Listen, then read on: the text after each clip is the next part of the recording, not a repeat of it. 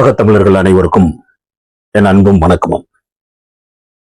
ஒரு 2-3 நாளைக்கு முன்னாடி கர்நாடகத்திலிருந்து ஒரு சில வண்டி இந்த சபரிமலை ஐயப்பன் கோயிலுக்கு போறதுக்காக ஈரோடு வழியா வர்றாங்க. அங்க இருக்கக்கூடிய மாநில கட்சி கொடி, அந்த சிவப்பு மஞ்சள் கொடியை கட்டிட்டு வராங்க. அதுல அந்த ஈரோடு பகுதியில் ஒரு தமிழ் தேசிய போராளியாக தன்னை அடையாளப்படுத்தி கொண்ட சகோதரன் சிலம்பரசன்கிறவரு, இது ஏன் இப்படி கட்சி கொடியெல்லாம் பைப்பு குழாயை போட்டுக்கிட்டு வர்றீங்க, நீங்க தாராளமா வாங்க போங்க, உங்களை யாரையும் கண்டிக்கல, அந்த கொடியை அகற்றிட்டு நீங்க போங்கன்னு சொல்லி இவர் மறுச்சு சொல்றாரு. அதை கலட்ட முடியாது, போடா நீ என்னடா செஞ்சிருவான்னு சொல்லிட்டு அதோட நிக்காம மோத்தாங்கம்மான்னு பேசுறான். இப்ப நம்ம கர்நாடகத்துக்குள்ள போய் அவனை போய் நம்ம கட்சியை கொடியை கட்டிட்டு போயிட்டு நான் கலட்ட முடியாது அப்படின்னு சொல்லி அவனை கோத்தாங்கம்மான்னு நம்ம பேசினோம்னா அவன் நம்மளை அடிக்காம விட்டுருவானா? அப்ப அந்த உணர்ச்சி வசத்துல சிலம்பரசன்கிற சகோதரன் அவனை அடிச்சிடுறாரு. அப்ப உடனடியாக அதையும் வீடியோ எடுத்து போட்டுறாங்க. அது கொஞ்ச நேரத்துல அந்த கன்னட முழுவதும் அது பரவுது, அந்த காணொளி பரவுது. அங்க ஒரு 40-50 பேரோட சேர்ந்து ஒரு அமைச்சர் போய் ஆளுநரை பார்த்து அழுத்தம் கொடுக்குறாங்க. நேற்று சகோதரன் சிலம்பரசனை வேக வேகமா தமிழக காவல்துறை கைது செய்து, இந்த பொங்கல் திருவிழாக்கு கூட கர்நாடகத்துல நடந்த உண்மை செய்தி. அங்கு வாழக்கூடிய கிட்டத்தட்ட ஒரு 1.5 கோடிக்கு மேல தமிழர்கள் கர்நாடகால வாழ்றது உங்க எல்லாத்துக்கும் தெரியும். அங்க தமிழர்கள் செறிவா வாழக்கூடிய பகுதியில பொங்கல் விழா நடந்துச்சுன்னா அந்த இடத்துல தமிழ்ல பலகை வச்சிருக்கிறாங்க. உடனடியாக அங்க இருக்கக்கூடிய கன்னட வெறிபிடிச்ச சில அமைப்புகள் அதை உடனடியாக காவல்துறையிட்டையும் போய் சொல்லி காவல்துறையை கையோட கூட்டிட்டு அந்த பலகையை அகற்றி இருக்கிறாங்க. அதெல்லாமே செய்தியா வந்துச்சு. அதுக்கெல்லாம் இங்க யாரும் எதிர்ப்பு குரலோ இதெல்லாம் செய்யல. இப்ப காவிரி நீரை நம்ம பெறுவதற்கு போராட வேண்டியிருக்கு. கேட்டோம்னா அங்க இருக்கக்கூடிய மக்களுக்கு பாதிப்பு வருது, நெருக்கடி அதிகமாக கொடுக்க முடியல, கொடுத்தோம்னா அங்க வாழக்கூடிய நம்ம மக்கள் பாதிப்படைவாங்க. இந்த மாதிரி பல விஷயங்கள் இருக்கு. அங்க ஒரு இன வெறியன், கன்னட வெறியன் வாட்டாள் நாகராஜுங்கிறவன்லாம் பயங்கரமான ஒரு ஒரு ஒரு தீவிர சிந்தனை கொண்ட வெறியனாக இருக்கிறான். அவன் அந்த மக்கள் அங்க இருக்கக்கூடிய மக்கள் போராளியாக சொல்றாங்க. ஆனா இங்க இந்த மண் சார்ந்து, இந்த மண் நலன் சார்ந்து, இந்த மக்களுடைய கோரிக்கையை வென்றெடுப்பதற்கு, இந்த மக்களுடைய ஆட்சி அதிகாரத்தில் அமர்த்துவதற்காக இந்த மக்கள் போராடுனா தீவிரவாதிங்கிறான். இவனை போராளின்னு சொன்னா கூட ஒரு பெருமை இருக்கு நமக்கு. அதை கூட இங்க சொல்ல விடுறது இல்லை. அந்த அளவுக்கு நெருக்கடிக்கு மேல நெருக்கடி இருக்குது. இன உணர்வு கொண்ட மக்களாக கன்னடர்கள் மொத்தமா நிக்கிறாங்க. அவர்களோட ஒற்றுமையை கண்டு நான் வியக்கிறேன் அப்படின்னு சொல்லி அண்ணன் சீமான் கூட இந்த சம்பவத்துக்கு கண்டனம் தெரிவிச்சுட்டு அந்த மக்களோட ஒற்றுமையை இவர் வலியுறுத்துறாரு. தமிழனுக்கு அந்த இன உணர்வு, மான உணர்வு என்னைக்கு தொலைய போகுதுன்னு தெரியல. ஏன்னா ஆந்திரால போய் 2015 செம்மறை கட்டையை வெட்ட போனான்னு சொல்லி 20 பேரை காக்கா குருவி மாதிரி சுட்டு கொண்டான்.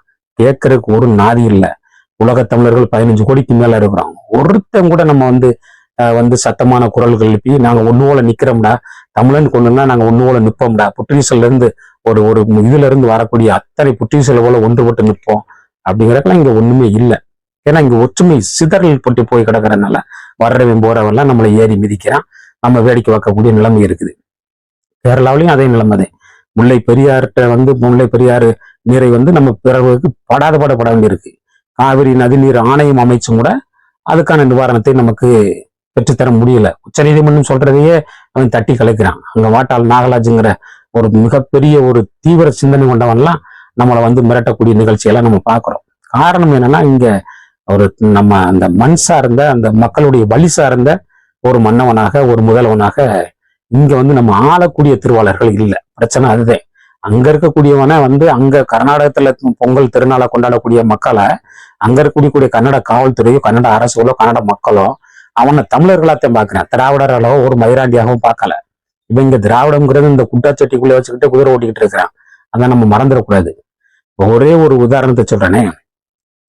எகிப்துல பாரோ மன்னன் அரண்மனையில செல்ல பிள்ளையாக மோசே அப்படிங்கிற ஒரு சிறுவனை கொண்டு போய் வளர்க்குறாங்க. அந்த மோசேங்கிற சிறுவன் எபிரேய இனத்தை சார்ந்தவன். அப்போ பயங்கரமான செல்ல பிள்ளை. அந்த பாரோ மன்னனுக்கு பயங்கர செல்ல பிள்ளையாக மோசவை கொண்டு போய் வச்சு வளர்க்குறாங்க. அவன் பன்னெடுங்காலம் அந்த பகுதியில வளர்ந்துட்டு இளைஞனான பிறகு அரணை விட்டு வெளியே எபிரேய சிறுவர்கள், எபிரேய இளைஞர் பெருமக்களை அல்லது அந்த அந்த இனத்து சகோதர சகோதரிகளை பார்த்துடலாம், வெளியில போவோம் சொல்லி அரண்மனை மூட்டு வெளியே வர்றான். வெளியே வரும்போது பார்த்தா ஒரு எபிரேயனை ஒரு எகிப்தியன் போட்டு ஆட்டி வெளுன்னு வெளுத்துட்டு இருக்கிறான்.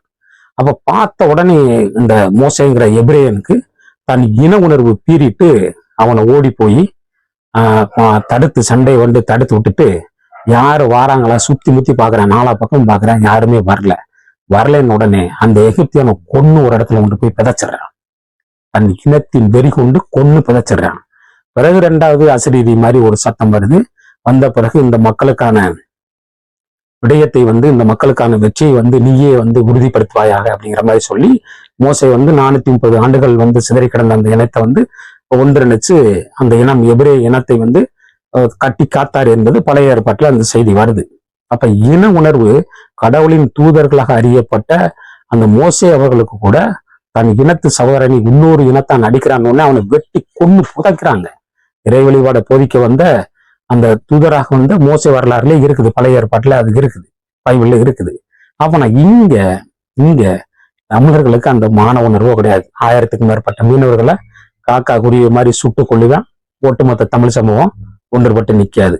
அதே மாதிரி நம்ம வலைகளை கிழிச்செறிவான், கப்பல்களை வந்து சின்ன நம்ம ஒட்டச்செறிவான், கைய காலை வந்து கட்டி போட்டுட்டு அடிப்பான், மிதிப்பான், சுத்தி நின்று நம்மளை வந்து சிறுநீர் கழிச்சு ஏளனம் செய்வான். நாதி கிடையாது. 1.5 லட்சம் பேரை சேர்ந்து வந்து ஒண்ணுவோல சேர்ந்து காங்கிரஸ், திமுக, சிங்களனும் திராவிடனும் ஒண்ணுதான். ஏன்னா ஒண்ணுவோல நின்றுதே நம்மளை கொண்டாங்க. அப்பயும் நம்ம வேடிக்கை அதுக்கு மல்லாந்து கிடந்தோம். ஏன்னா இங்க மான உணர்வு இன உணர்வு இல்லை. செம்மரக்கட்டைக்கு இருக்க ஒரு மதிப்பு கூட மனிதர்களுக்கு இல்லை. அப்படி ஒரு நிலைதான் இங்க இருக்குது. சுத்தி வந்து இங்க திராவிடங்கிற ஒரு போலி பிம்பம் நம்ம மேல வந்து கட்டமைக்கப்பட்டிருக்கிறதுனால அந்த இன உணர்வு மான உணர்வு மங்கி போய் இந்த மக்களுக்கு கிடக்குது. தமிழ் சமூகம் என்னைக்கு நான் சுத்த தமிழண்டாங்கன்னு வீறு கொண்டு எழுறானோ அன்னைக்கு இது சரியா வரும். இப்ப சிலம்பரசனை அவன் கன்னடர்கள் ஆற்றால் ஒரு 40 பேர் போய் ஆளுநரை சந்திச்சு அவன் நெருக்கடி கொடுக்குறான். நீ நடவடிக்கை எடுக்கலைன்னா 500 பேரோட காருக்குள்ள வந்து இடத்துக்குள்ள வந்து நாங்க வந்து தற்பார் பண்ணுவோம், சண்டை செய்வோம்டான்னு சொல்லி சொன்ன உடனே மிரண்டு போய் தமிழக அரசு அந்த சிலம்பரசனை கைது செய்யுது. சிலம்பரசனை இந்த மண்ணில் வந்து கொடியை அகற்ற சொன்னது, இந்த இடத்துல ஏன் கொடியை நீ கட்டிட்டு வர, வாகனத்துல நீ போவா, உன்னை அதை தடுக்கல, அதை கொடியை அகற்றியன்னு சொன்னதுல என்ன பிள்ளை, அதுக்கு அவன் ஓத்தாங்கம்மா நான் வந்து பேசுறேன். அப்போ உணர்ச்சி அடிச்சிடுறாரு. இங்க தாய் குலத்தை வந்து பெருசா போதிக்கக்கூடிய கொண்டாடக்கூடிய ஒரு தமிழ் சமூகம் இது.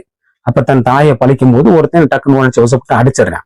உடனடியாக இந்த காவல்துறை சிலம்பரசனை வந்து கண்ணனுக்கு பயந்து கைது செய்வது எந்த விதத்திலும் ஏற்புடையதில்லை. இங்க இருக்கக்கூடிய வாகன ஓட்டுநர்களாக செல்லக்கூடிய நம்ம உறவுகள் வந்து படாத பாடுதான் பட வேண்டியிருக்கு. அங்க இருக்கக்கூடிய தமிழர்கள் பயந்து வாழ வேண்டியிருக்கு. இந்த பாதுகாப்பை உறுதி செய்ய முடியல, இந்த மக்கள் நலனை காப்பாற்ற முடியல. ஆளக்கூடியது தமிழ்நாட்டு முதலமைச்சர். ஆனா அரசு பேருந்துல தமிழ்நாடுங்கிற பேர் கிடையாது. நீதிமன்றத்துல சொல்லுது தமிழ்நாடுங்கிற பேரை எழுதுவதற்கான இடவசதி பேருந்தில் இல்லை அப்படின்னு வெக்கமே இல்லாம இந்த அரசு சொல்லுது. அப்ப இந்த அரசு யாருக்கான அரசுங்கிறத மான தமிழர்களதே நீங்க உணர்ந்து கொள்ளணும். ஏன்னா இது வந்து ரொம்ப ஒரு இக்கட்டான ஒரு நிலையில இருக்கிறோம்.